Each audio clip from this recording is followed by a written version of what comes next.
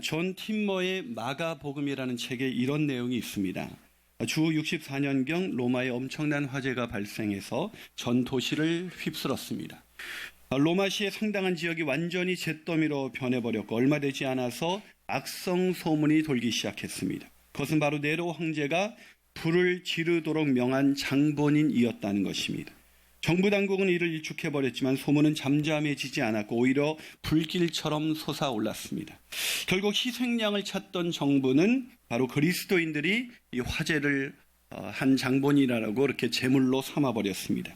이후 많은 그리스도인들이 방화 혐의로 체포되어서 구금되거나 처형되고 말았습니다. 살아남은 그리스도인들은 지하 카타콤으로 숨어들었고 해외로 뿔뿔이 흩어져 버렸습니다.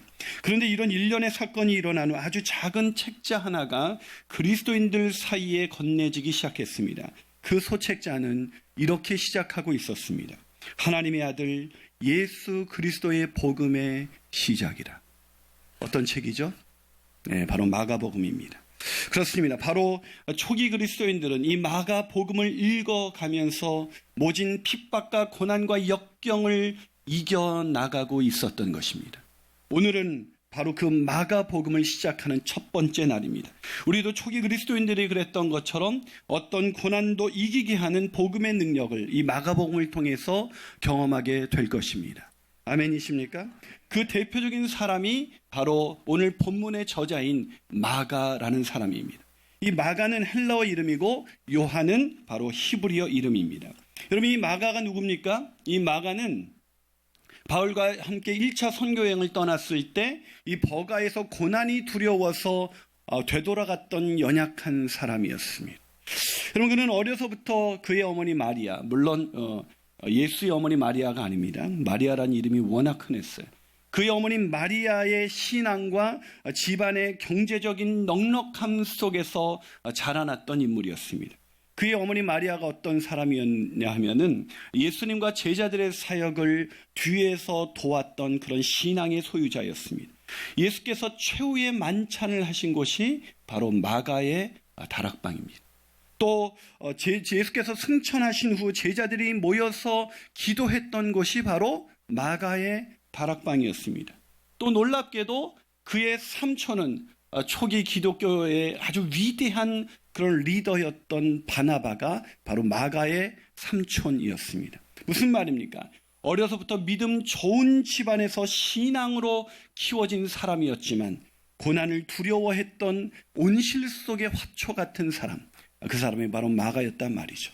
왜 우리도 이렇게 믿음을 모태신앙에서 자란 사람들을 보면 어려서부터 믿음을 이렇게 복음에 대해서 들었지만 믿음은 있는 것 같지만 조그만 고난이 와도 이렇게 무너져 버리는 그런 사람들이 많이 있지 않습니까? 바로 그것이 바로 마가의 정체성이었어요. 하지만 그것이 마가의 인생의 마침표는 아니었습니다. 자, 그렇게 연약했던 온실 속의 화초와 같았던 믿음은 있었지만 고난을 이길 수 없었던 그 마가가 어떻게 변한지 아십니까? 자, 베드로전서 5장 13절을 한번 읽어보겠습니다. 자, 읽어봅니다. 시작. 택하심을 받은 바벨론에 있는 교회가 너희에게 문안하고 내 아들 마가도 그리하느니라. 자, 베드로가 마가를 뭐라고 표현하고 있어요? 내 아들이라고 표현하고 있습니다. 단순히 수제자가 아니라 베드로의 마음을 깊이 헤아릴 수 있었던 그런 놀라운 믿음의 사람으로 쓰임받게 되었다는 것입니다. 근데 더 놀라운 건 그 다음이에요. 자, 골로새서 4장 10절을 한번 읽어볼까요? 골로새 4장 10절 있습니다. 시작. 나와 함께 갇힌 아리스다고와 바나바의 생질 마가와. 여러분 놀랍지 않습니까? 지금 마가가 어떤 상태에 있어요? 복음을 위하여 함께 바울과 일하면서 그 복음 때문에 이 감옥에 갇혀있는 고난을 감수하고 있었던 것입니다. 여러분 놀랍지 않습니까? 어떻게 고난을 두려워했었던 그 연약한 소유자였던 믿음의 소유자였던 마가가 이제는 고난을 두려워하지 않고 그 복음 때문에 감옥에 갇혀서 이 고난 가운데는 수많은 사람들에게 마가 복음을 기록하는 그런 위대한 사람이 될 수가 있었을까요? 그 비밀이 뭘까요? 그 비밀은 바로 복음 때문이었습니다. 복음을 기록하면서 그의 마음 가운데는 그 복음이 깨달아지면서 그 복음의 능력이 어떤 고난과 역경도 이길 수 있는 놀라운 하나님의 능력이 된 것입니다. 사랑하는 여러분, 그렇다면 도대체 이 고난을 이기게 만드는 이 복음은 도대체 무엇일까요? 자, 이 복음의 첫 번째 복음은 하나님의 아들이 우리를 위하여 이 땅에 오셨다는 것입니다. 뭐라고요? 예, 하나님의 아들이 우리를 위하여 이 땅에 오셨다는 것입니다. 과연 그런지 본문 1절을 한번 같이 읽어보겠습니다. 본문 1절, 자, 읽어봅니다. 시작. 하나님의 아들 예수 그리스도의 복음의 시작이라. 자, 마가복음이 어떻게 시작하고 있습니까? 복음이 시작되었다는 것입니다. 그럼 그 복음이 뭐예요? 그 복음이 뭐죠? 하나님의 아들이 이 땅에 오셨다. 하나님의 아들. 즉 제일 먼저 소개한 복음의 소식은 하나님의 아들이 우리를 위하여 이 땅에 오셨다는 것입니다. 그렇다면 이렇게 말하면 아니 그게 무슨 복음입니까? 여러분 길거리에 나가서 한번 이렇게 외쳐보십시오. 하나님의 아들이 이 땅에 오셨습니다. 사람들의 반응은 매우 냉담할 것입니다. 우리를 미친 사람 취급할 거예요. 여러분 사람들에게 하나님의 아들이 이 땅에 오셨다는 것은 복음이 아닙니다.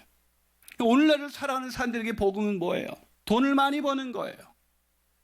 만약에 많은 어떤 사람이 여기 돈을 확실하게 한몫 잡을 수 있는 소식이 있습니다. 사람들이 몰려갈 거예요. 그래서 사람들에게 복음은 돈이죠, 돈. 그래서 그래서 그들이 왜 돈이 복음이냐면 그들에게는 돈이 하나님이기 때문입니다.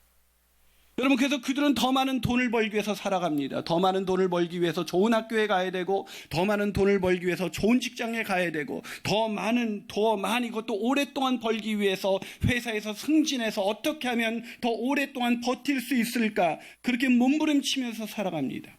아니에요? 그런데 안타까운 것은 세상 사람들이 그렇게 살아가는 것이 아니라 우리들도 믿는다고 하는 우리들도 그렇게 살고 있다는 것입니다. 우리에게도 돈이 하나님이에요. 여러분 하나님을 하나님으로 정말로 인정하세요? 여러분 하나님은 우리에게 나중에 천국행 티켓을 줄 수 있는 그런 나중에 내 인생의 내세를 해결해 줄 수 있는 분으로 이해할 뿐 하나님은 하나님이 아닙니다. 제가 인정하고 싶지 않지만 이것이 우리의 실상이에요. 여러분 그 증거를 제가 대보죠. 자, 오늘 본문 1절을 읽으면서 우리에게는 아무런 감동이 없다는 것입니다. 자, 본문 1절을 다시 한번 읽어볼까요? 읽습니다. 시작. 하나님의 아들 예수 그리스도의 복음의 시작이다. 여러분 이것을 읽는 순간 마음에 벅차오르는 감동이 있으세요? 여러분 어떻게 감동이 없을 수가 있으세요? 자, 오늘 누가 오셨다고요? 하나님의 아들이 나를 위하여 이 땅에 오셨다는 거예요. 우리는 아무런 감동이 없어요. 왜요? 우리는 돈이 하나님이기 때문입니다. 하나님을 하나님으로 인정하지 않기 때문이죠. 여러분 만약에 복권 사소하게 5,000원짜리가 당첨돼도 우리는 신나할 거예요. 내가 5,000원에 복권이 당첨됐어 이렇게 얘기할 거예요. 근데 하나님의 아들이 이 땅에 오셨다는 것이 우리에게 아무런 감동을 주지 않습니다. 왜요? 그분이 우리에게 하나님이 아니기 때문이죠. 여러분 생각해 보세요. 만약에 한 나라의 왕이 나를 만나기 위해서 여기에 왔다라는 그 소식이 들렸다면 우리는 그 소식을 듣고 아무렇지도 않을 수가 있을까요? 근데 한 나라의 왕이 아니라 하나님의 아들이 나를 위하여 이 땅에 오셨다는데 우리는 아무런 감동이 없어요. 여러분 이건 정상이 아니죠. 제가 며칠 전에 한 남자 집사님이 직장이 어려워졌다는 얘기를 들었어요. 직장이 문을 닫았어요. 그래서 그 집사님 부부를 격려하고 싶어서 제가 집사님께 전화를 걸어서 동네 카페에서 만나자고 얘기를 했습니다. 근데 차를 마시러 나온 그 집사님의 표정은 너무나 밝은 거예요. 좀 의아했습니다. 그래서 제가 회사가 다시 좋아졌나? 그래서 회사가 다시 좀 좋아졌어요? 그건 아니래요. 회사는 망했어요. 근데 왜 이렇게 표정이 밝으냐 하니까 그 여자 집사님이 그 부인 집사님이 이렇게 대답했습니다. 목사님 생각지도 못했는데 목사님께서 우리를 만나기 위해서 이렇게 전화를 걸어서 여기까지 찾아오시니까 우리 남편이 지금 너무너무 행복해. 믿을 수 없다는 표정이죠. 이해가 안 간다는 표정. 여러분 한 교회 담임 목사가 어려움에 있는 성도를 찾아간 것도 그에게 기쁨이 되거늘 하나님의 아들이 나를 위해서 이 땅에 오셨다. 이게 어떻게 아무런 감동이 오지 않을 수가 있어요? 하나님이 아니기 때문에. 우리가 하나님이라고 부르고 있지만 그분은 적어도 전능하신 하나님, 온 우주를 만드신 크고 두려우신 하나님이 아니에요. 우리에게 하나님은 돈이죠. 그런데 하나님을 하나님으로 믿었던 마가는 하나님의 아들이 오셨다는 이 소식으로 인해서 힘을 낼 수 있었습니다. 당시 로마의 핍박으로 인해서 고난을 당한 사람들에게 성령의 감동을 받아 오늘 마가복음을 기록하면서 그는 첫 줄을 이렇게 떨리는 마음으로 이렇게 써가고 있는 것입니다. 하나님의 아들 예수 그리스도의 복음의 시작입니다. 하나님의 아들이 이 땅에 오신 복음이 시작되었습니다. 사랑하는 여러분, 하나님의 아들이 오셨습니다. 하나님의 아들이 누구를 위해서 오신 것이야? 그 누구를 위해서 오신 것이 아니라 바로 나를 위하여 이 땅에 오셨습니다. 그러니 무엇이 두렵겠습니까? 무엇을 걱정할 필요가 있겠습니까? 나를 위해서 이 땅에 오신 하나님의 아들을 내가 정말로 복음으로 받아들인다면 우리는 어떤 고난도 두려울 것이 없어요. 그 복음이 복음으로 깨달아지기를 주님의 이름으로 축원합니다. 한 발 더 나가서 고난을 이기게 하는 복음은 무엇일까요? 그것은 그 복음은 하나님의 아들 예수가 우리를 위하여 그리스도로 오셨다는 것입니다. 하나님의 아들이 뭐로 오셨다고요? 그리스도로 오셨다는 거예요. 그러면 하나님의 아들이 나를 위하여 이 땅에 오셨다. 이것처럼 복음 중에 복음은 없죠. 어떻게 그 크신 분이 나 때문에 이 땅에 오실 수가 있는가?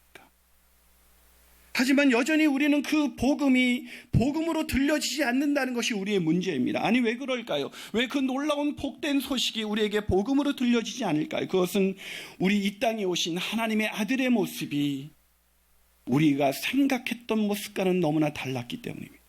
우리가 기대했던 하나님의 모습이 아니었어요.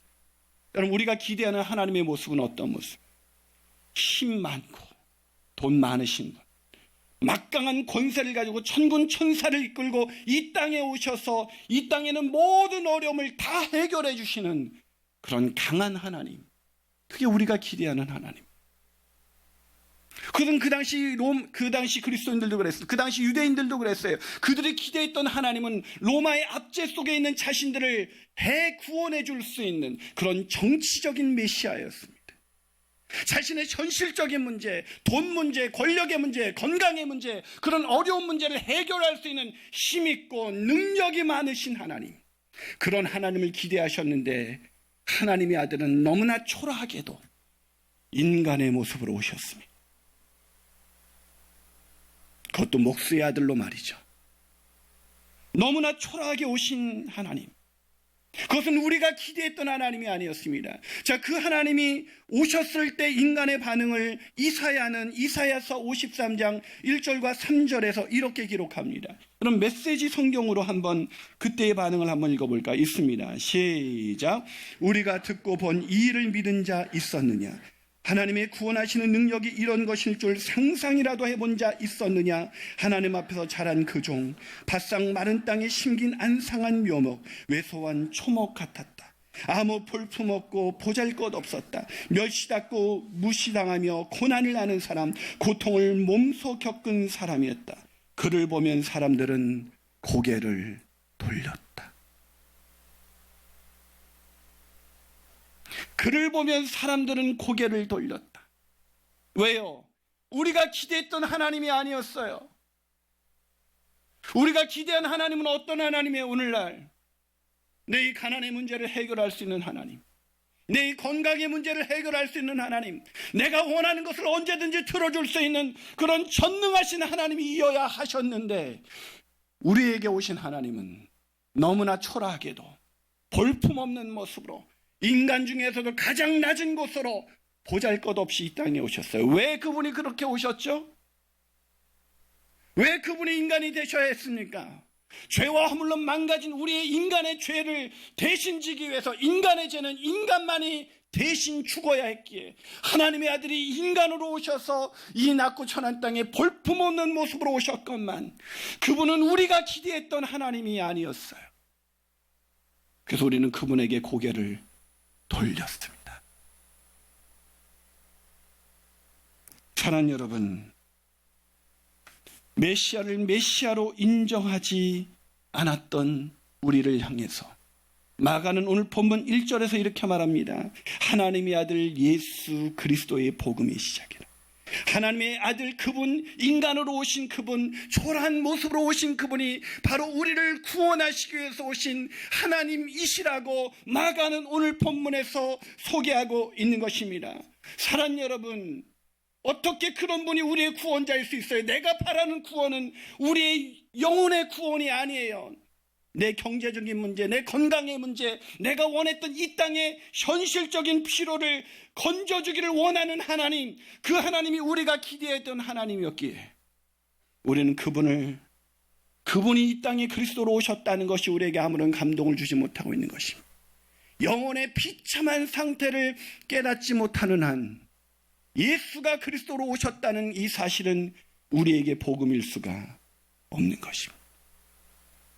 사랑하는 여러분, 잠시 있다가 사라질 우리의 육신의 구원을 위하기 위해서 이 땅에 오신 것이 아니라 영원히 멸망에 빠질 수밖에 없는 우리의 영혼을 구원하시기 위해 그리스도로 오신 것입니다. 그러기에 그분이 이 땅에 그리스도로 오신 것이 우리에게 복음인 것입니다. 이 복음이 깨달아지는 놀라운 역사가 일어나기를 주님의 이름으로 축원합니다. 마지막으로 고난을 이기게 만드는 복음은 무엇일까요?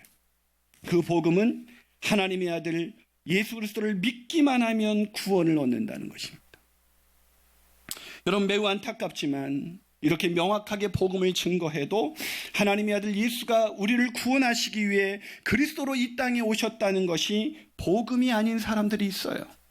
아니, 우리 모두가 그것이 복음이 아닙니다. 왜일까요? 그것은 우리가 죄로 인해서 망가진 우리의 비참한 상태를 우리가 볼 수 없기 때문입니다. 그래서 우리는 우리의 영혼의 문제가 얼마나 심각한지 모르기 때문에 우리의 문제는 그저 이 세상의 그런 세속적인 그런 필요들, 그것이 없는 것이 우리의 문제라고 생각하며 살아갑니다. 그래서 그걸 해결할 수 있는 분은 이 땅에 우리의 영혼을 구원하시기 위해서 인간으로 오신 그 볼품없는 하나님이 아니라 돈이 하나님인 거예요.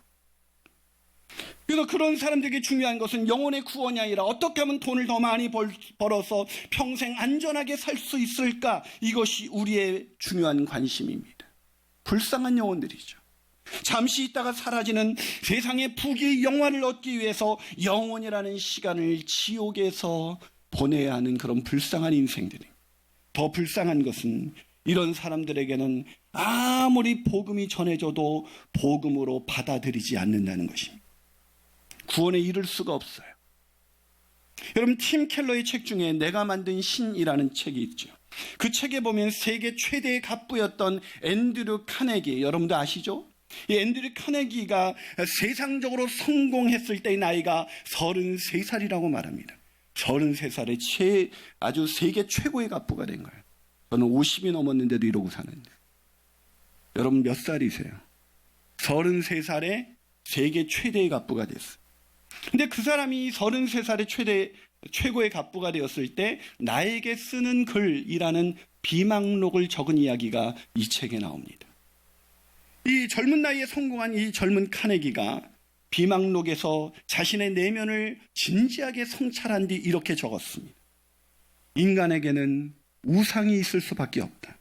그리고 부의 축적은 우상 숭배 중에서도 최악에 속한다. 돈을 숭배하는 것보다 사람의 격을 더 떨어뜨리는 우상은 없다.